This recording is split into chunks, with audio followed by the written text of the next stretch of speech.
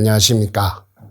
소암기념관에서 서예를 지도하고 있는 대한민국 미술대전 초대작가 강경훈입니다.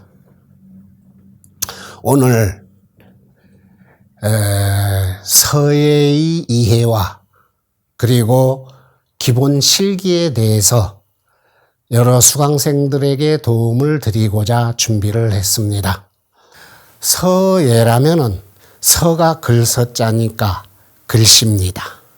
예는 제주예자, 예술예자입니다. 그러고 보니까 서예라고 하면은 글씨 예술입니다. 글씨 예술입니다. 서예 공부를 한다는 것은 글씨를 가지고 예술성을 발휘하는 과정입니다. 우리나라에선 서예라고 하지만은 서예의 역사는 우리나라에서 출발된 것이 아니라 여러분도 잘 알다시피 중국에서 시작이 됐습니다. 중국에서는 서예가 아니라 서법이라고 합니다. 서는 아까 말씀드렸듯이 글씨입니다. 법은 뭡니까? 법자를 분석해 보면은 물수변의 갈 것자의 법자입니다. 물이 흘러가듯이 가장 자연스럽게 흘러가는 것이 법입니다. 그럼 글씨의 법이 서법입니다. 즉 결론적으로 말하면 글씨란 아무렇게나 써서는 절대 안 된다는 이야기입니다. 법에 따라 써야 됩니다. 법. 그 법은 어디에서 오느냐? 물이 흘러가는 것처럼 가장 자연스러운 것에서 출발합니다. 여러분, 서예 공부 잘하고 싶으시죠? 잘하고 싶으면은 기본적인 법을 철저하게 지키고 익혀야만 가능합니다. 나는 좀 잘하니까 아무렇게나 막 쓰고 빨리 쓰고 빨리 해서 서예가가 되고 싶고 그런 사람 서예 하기가 참 어렵습니다. 동양 삼국에서 우리나라는 서예요, 중국에서는 서법이요, 일본에서는 뭐라고 할까요? 일본에서는 서도라고 하죠. 글서자에다가 도자, 법도자입니다. 법도, 도리도자입니다. 서도라고 합니다. 자, 이상과 같이 동양 삼국의 서예를 통해 봤을 때 서예라는 것은 인류의 역사와 더불어 오랜 세월 흘러온 하나의 예술입니다. 자, 명칭에서부터 봤을 때 서예를 이해하기 위해서는 서예, 서법, 서도라는 용어를 제대로 이해해야 합니다. 이것이 이해가 되지 아니하면은 글씨 공부를 하기가 어렵겠죠. 자, 그러면은 이러한 서예는 어떠한 특징을 가지고 있는지 한번 살펴보도록 하겠습니다. 여기 그림 보니까 선도 있고 모양도 있고 그렇죠. 여기 글씨도 보니까 그러네요. 선. 어떤 사람은 산산자를 이렇게 쓰지만 어떤 사람은 다르게 쓸 수도 있습니다. 여기에 보니까 점도 있습니다. 점과 선이 연결되어서 하나의 글씨가 이루어지고 있죠. 그런데 자식 자자, 즉 아들 자자, 이 선생님은 이렇게 썼지만은 다른 사람은 이렇게 안 쓸 수도 있습니다. 즉 서예는 점과 선으로 이루어진 조형 예술입니다. 점과 선을 어떻게 배치하느냐에 따라서 그 글자의 예술성이 달라진다는 이야기죠. 서예는 조형 예술입니다. 두 번째, 서예는 문자 예술입니다. 서가 글씨라고 말했죠. 그러니까 글자를 모르면은 서예를 할 수가 없습니다. 문자를 가지고 공부를 하는 것이 서예요, 서법이요, 서도이니까 그렇습니다. 나는 한자를 모르니까 서예 안 할래요. 아니죠. 서예를 하다 보면은 한자를 알게 되고 한자의 원리를 알게 되고 원리를 알게 되면 한자에 대해서 더 큰 재미를 느끼게 되고 그럼으로써 점점점 한문에 대한 지식이 늘어나게 되는 겁니다. 서예 두 번째 특징으로서 문자 예술이다. 글씨에 따르는 그 사람의 몸과 마음의 수양의 정도. 그래서 서예는 수양의 학문이라고 이야기합니다. 아하, 마음 공부를 하기 위해서 서예를 합니다. 저도 뭐 한 40년 서예 해왔지만은 서예에서 돈 벌겠다, 서예에서 아주 훌륭한 사람이 되겠다라는 생각보다 흥미를 느끼면서 서예를 함으로써 내가 몸과 마음이 편안해지고 몸과 마음이 조금 더 수양되는 성과를 느낄 수 있기 때문에 가능한 것입니다. 넷째, 서예는 실용적 의미와 예술적 의미를 내포한 학문입니다. 서예는 실용성에서 출발이 됩니다. 왜냐? 글씨이기 때문에 그렇죠. 그렇죠. 글자가 만들어지면서 아까 서예가 출발했다고 했잖아요. 그러니까 서예는 실용성, 쓰기 위해서, 써서 남에게 보여주기 위해서, 즉 의사소통의 수단으로서 처음 출발이 되었습니다.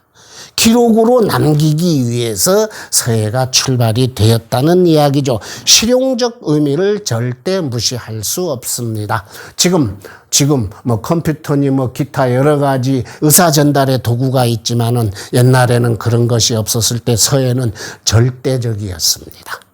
서체별 특징을 설명해 드리기 위해서는 직접 실기를 하면서 같이 우리가 이해하도록 하겠습니다. 자, 그러면은 서예를 하려면 무엇이 준비되어야 하냐면 지금까지 설명드린 대로 마음의 준비가 최고 우선입니다. 두 번째, 지필무견이라고, 지가 뭡니까? 그렇죠. 화선지입니다. 화선지. 서예에 이용하는 종이를 화선지라고 합니다. 화선지를 꺼내서 만져보면은, 손바닥으로 만져보면 매끄러운 부분과 거친 면이 있습니다. 매끄러운 부분에 글씨를 쓰면 되겠습니다. 자, 화선지가 준비됐습니다. 화선지가 움직이니까 화선지를 눌러주는 서진 또는 문진이라는 겁니다. 서진 또는 문진이라는 겁니다. 이렇게 일단 준비가 되고, 그러면은 필이 뭐예요? 붓 아니겠습니까? 붓입니다. 붓. 먹입니다. 여기 먹이 있군요. 먹. 그 다음, 벼루입니다. 벼루. 자, 그럼 서예를 시작하기 위해서 가장 기본적인 도구가 지필무견입니다. 자, 그러면은 서예를 하기 위해서는 일단 벼루에다가 물을 부어야 되겠죠. 물을 적당량을 부었습니다. 물만 부어서는 글씨가 안 되니까 이제 먹으로 갈아야 됩니다. 자, 여기 먹이 있습니다. 먹은 손으로 5손가락을 다 이용해서 잡아주시고 벼루에 수평으로 갈아야 됩니다. 수평으로 갈 때 왼쪽으로 돌려도 좋고 오른쪽으로 돌려도 좋고 밀착시키면서 돌려줍니다.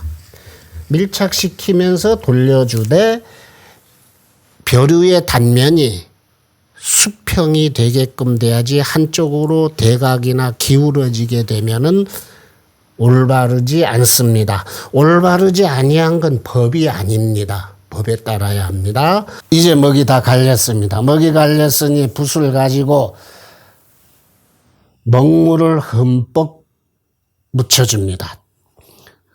붓에 있는 모든 털에 먹물이 흠뻑 적셔야 됩니다.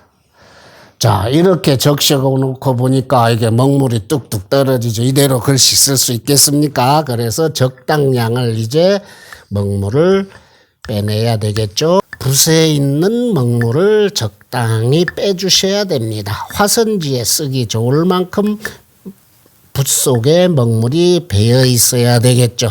가로액부터 한번 해보겠습니다. 자, 여기 거꾸로 살짝 들어가서 붓끝을 살짝 누르니까 붓끝이 감추어졌다가 펴지면서 나갑니다. 그 다음에 왼쪽으로 탄력을 주어서 밀어줍니다. 한 번 더 탄력을 주어서 밀어줍니다. 탄력을 주어서 밀어줍니다. 자, 이렇게 가로액을 하나 그었습니다. 긋고 나니까 붓이 꼬이니까 다시 가지런히 해줘야 됩니다. 여기에서 가장 중요한 게 뭐냐 하면 가로액 긋기 공부를 많이 해야 되는 이유 중에 하나가 글씨를 쓸 때는 뭐니 해도 글씨를 쓸 때는 중봉으로 글씨가 쓰여져야 합니다. 중봉으로 글씨가 쓰여져야 합니다. 중봉이라는 게 뭐냐? 요 봉자가요. 붓끝 봉자입니다. 중은 무슨 중이에요? 그렇죠. 가운데 중이죠. 그러니까 붓끝이 회기 가운데를 지나가야 됩니다.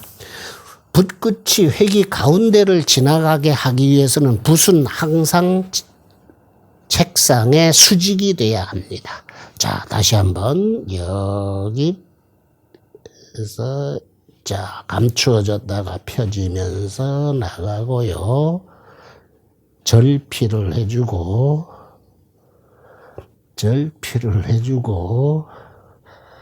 자, 수필로 들어갑니다.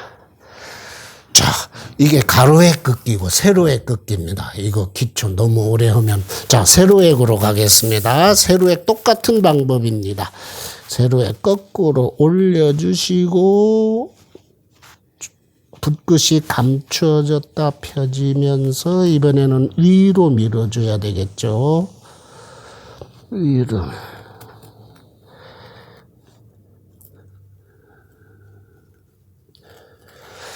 자, 세로액을 해봤습니다. 가로액과 세로액을 그으면서 붓에 대한 감각을 익히고 먹물에 대한 감각을 익히고 화선지에 대한 감각을 익히면서 중봉의 선을 많이 그어봐야 됩니다. 서예 공부를 하기 위해서는요, 이 글씨를 쓰는 것보다 더 중요한 것이 가로액과 세로액입니다. 서예가들 사이에서는 이 작품이 잘 됐느냐 안 됐느냐 이거 전체 보고 이야기하는 게 아닙니다. 그 사람이 한 일자만 써놔도 잘 썼는지 못 썼는지 이 사람이 서예 공부를 얼마나 한 사람인지 짐작할 수 있습니다. 한 획만 긋는 것을 봐더라도. 그게 중요하기 때문에 서예는 선의 예술입니다. 선 하나만 봐도 그 사람이 어느 정도 서예의 경지에 올랐는지를 짐작할 수 있습니다. 자, 그래서 가로액, 세로액 공부를 한 달 동안 하셔야 됩니다. 오래오래 하셔야 됩니다. 그게 되면은 이제 다음 서예 공부로 본격적으로 들어가게 되는데 앞에 말씀드린 대로 서체별 공부로 들어가게 됩니다. 어떤 사람은 해설을 좋아해서 해설을 먼저 공부하는 사람, 어떤 사람은 전설을 좋아해서 전설을 먼저 공부하는 사람, 이렇게 다양하게 있습니다. 해설을 먼저 공부해도 좋습니다. 여기 해법요결이라는 책이 있는데 해서의 법을 요약해서 만들어 놓은 책이다 이야기입니다. 제가 이게 제가 만드는 책인데 해서의 법을 누구나 공부하고 쉽게 만들어진 책입니다. 해서 이야기가 나오니까 여기도 해서가 있네. 여기도 해서가 있네요. 여기는 유명한 서예가 안진경의 서예입니다. 안진경의 서예. 그럼 오늘은 이런 해서라는 정자체죠. 해서는 정자체입니다. 해서는 정자체. 일상생활에 가장 많이 사용되는 겁니다. 그런데 가장 먼저 생긴 글씨체는 전서체죠. 전서체입니다. 제가 한번 써볼까요? 전서체 글씨를 한번 써보겠습니다. 자, 전서체 글씨를 한번 써보겠습니다. 해서부터 쓰죠. 해서. 자, 아까 해서 이야기 했으니까 해서 한번 쓰겠습니다. 해서 글씨 한번 써보겠습니다.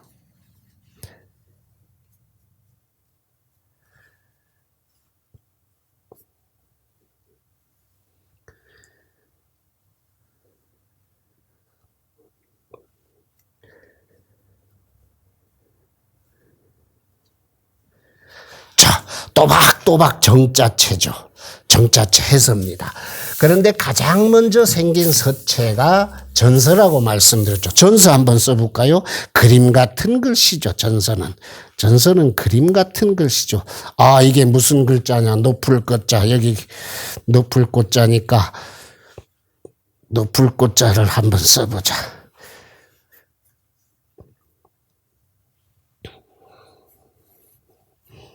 자, 글자 모양을 보십시오. 여기에 지붕이 있고 사다리가 있고 여기는 집에 테두리가 있고 들어가는 문이 있습니다. 아, 높을 꽃자는 왜 높으냐? 집이 있는데 집 위에 사다리 놓고 더 높은 지붕 위로 올라갔다 해서 높을 꽃자 되겠죠. 자, 그럼 이건 전서체의 글씨죠. 전서, 해서, 전서. 다음. 예서를 한번 써볼까요? 예서. 자, 예서. 한나라 때 주로 성행했던 글씨체인데 예서죠. 자.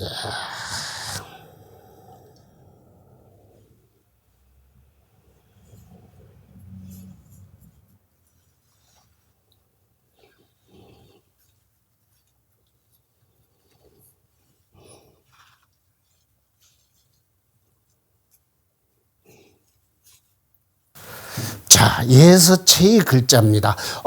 전서와 비교해 보니까 전서에 비해서 납작하고 정방향의 형태를 이루면서 여기 파임이 강하게 나타나는 특징을 보여주고 있습니다.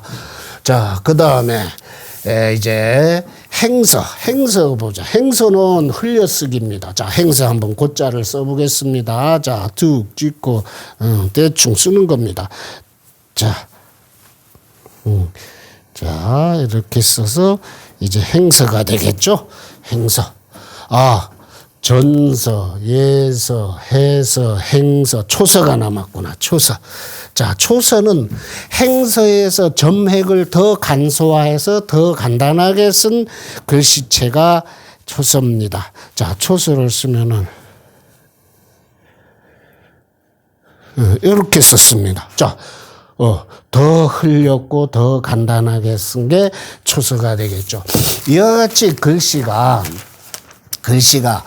역사의 흐름에 따라서 당시 사용하던 사람들이 기호에 맞게 글씨가 변해갔습니다. 서예의 서체별 특징까지 말씀드리고 이렇게 한 글자 높을 고자를 중심으로 해서 적어봤습니다. 여러분들이 이해를 돕고자 자료를 하나 보여드리도록 하겠습니다. 여기에 보시면은 자, 이게 옛날 중국에서 발견된 중국 하은주 고대 시대에 발견된 거죠. 갑골문이란 거 들어보셨을 겁니다. 뼈나 거북이 등껍데기에 글자를 새겨놓은 게 서예의 출발입니다. 이런 게 전서, 갑골문이고 그 다음 여기 다음에 보이는 것이 전서입니다. 전서. 갑골문에 이어서 나타났던 것이죠. 자, 여러분들 궁금하시면 인터넷에서 검색하시면은 잘 나옵니다. 자, 다음 페이지를 보시면은 여기에 또 한 장의 이제 서예가 있는데 역시 여기에 전서 작품 갑골문. 다음 그 밑에 요즘 서예 공부하는 사람들이 많이 쓰는 서체입니다. 이게 무슨 체일까요? 아까 제가 써드린 것 중에 그렇죠. 예서가 되겠죠. 예서체입니다. 보십시오. 납작하고 정방향의 형태를 이루고 있습니다.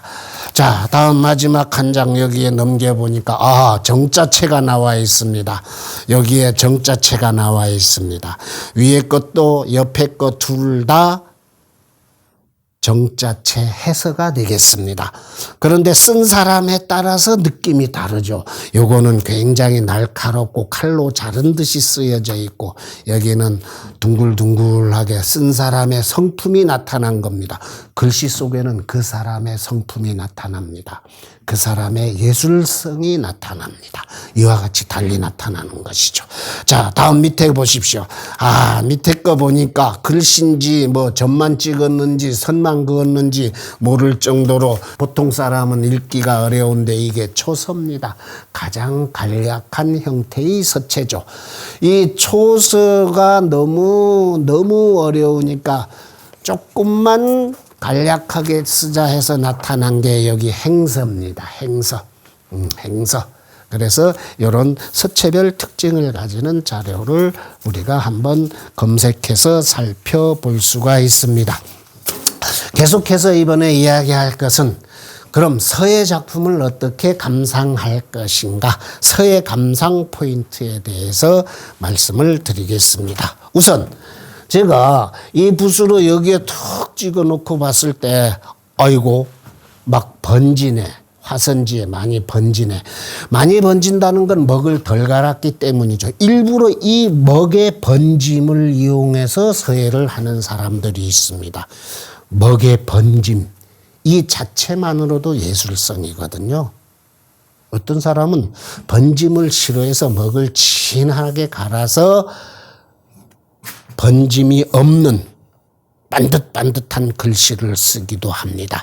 서예를 할 때는 뭐가 중요하느냐? 먹감이 중요하다. 어떤 먹감을 선택해서 글씨를 쓰느냐 중요합니다.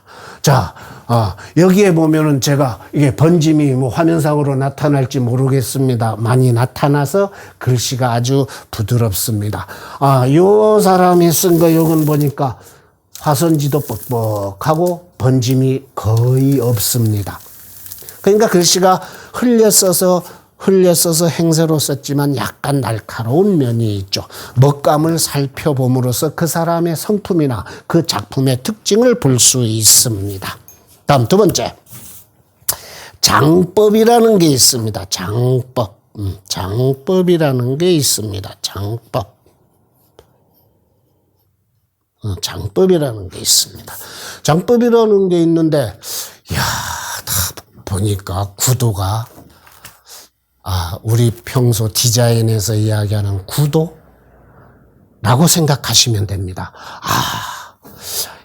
이거 참 좋네. 왜 좋냐? 좌우 여백이 넉넉해서 글씨가 살았습니다. 근데 사람에 따라서는 이렇게 좌우 여백을 넉넉하게 쓰여진 서예지만은 어떤 사람은 그렇지 않거든요.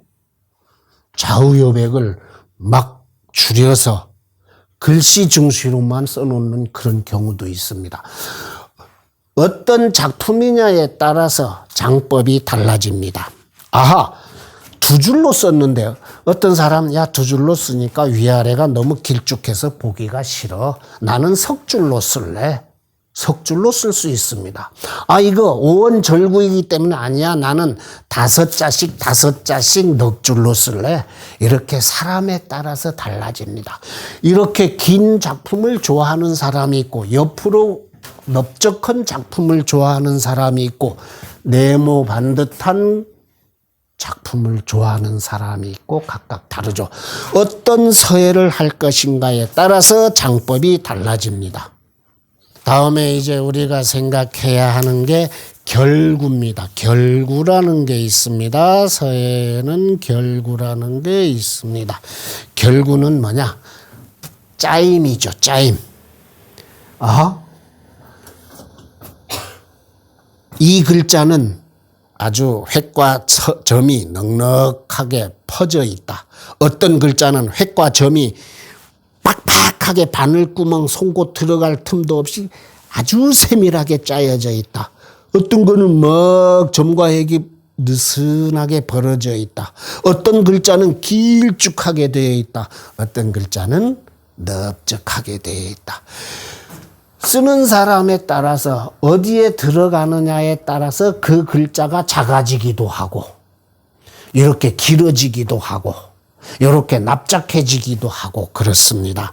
이런 것이 전체적인 조화를 어떻게 이루느냐에 따라서 육안으로 감상했을 때 그 예술성을 판단할 수 있는 것입니다. 그 다음에 앞에서 말했습니다. 자, 점과 획은 서예의 가장 중요한 요소라고 했습니다. 아까 말했죠. 선 하나만 그은 것을 보더라도 그 사람의 서예의 경지를 가늠할 수 있다고. 점 하나, 획 하나를 살피는 겁니다. 점과 획이 어떻게 변화를 주면서 작품 전체에서 흥을 쏟아내고 있는가, 요거에 대해서 감상하는 것이 굉장히 중요합니다. 어쨌든 그림도 그렇고 글씨도 그렇고 모든 것이 감상에는 보편적인 미적 감각을 사람들은 다 가지고 있습니다. 내가 그렇다고 생각하면 옆에 있는 그 사람도 아 맞아 그렇구나, 공감되는 보편적 아름다움, 이것을 우리는 추구해야 합니다. 서예 감상에서 다음 마지막으로 중요한 게 뭐냐 하면은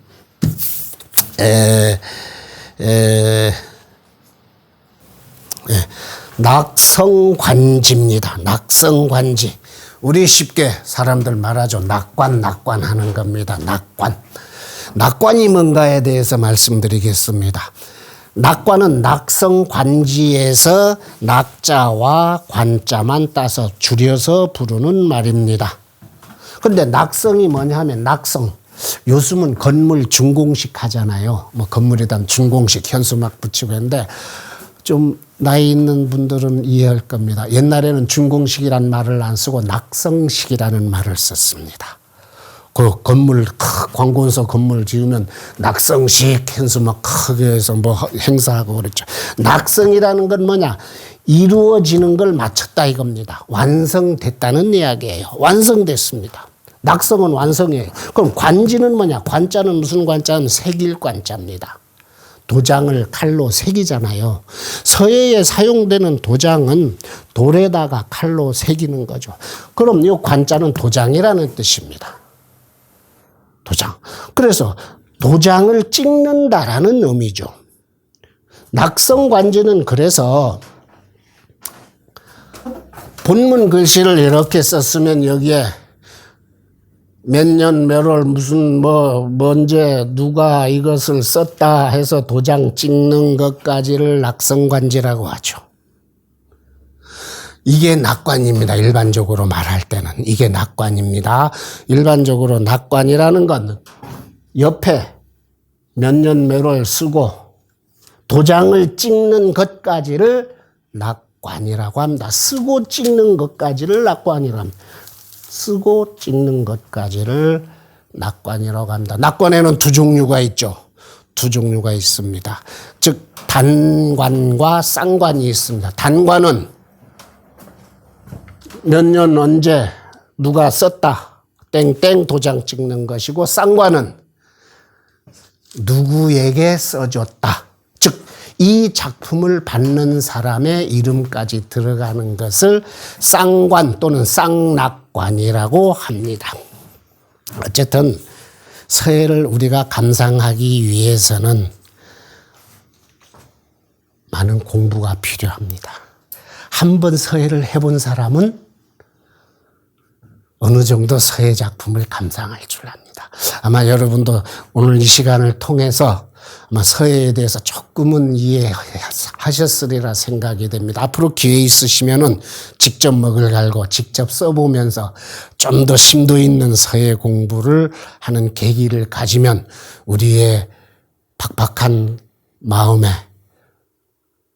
아주 향기로운 윤활유가 되지 않을까, 이런 생각을 해봅니다. 오늘 끝까지 들어주셔서 대단히 감사합니다.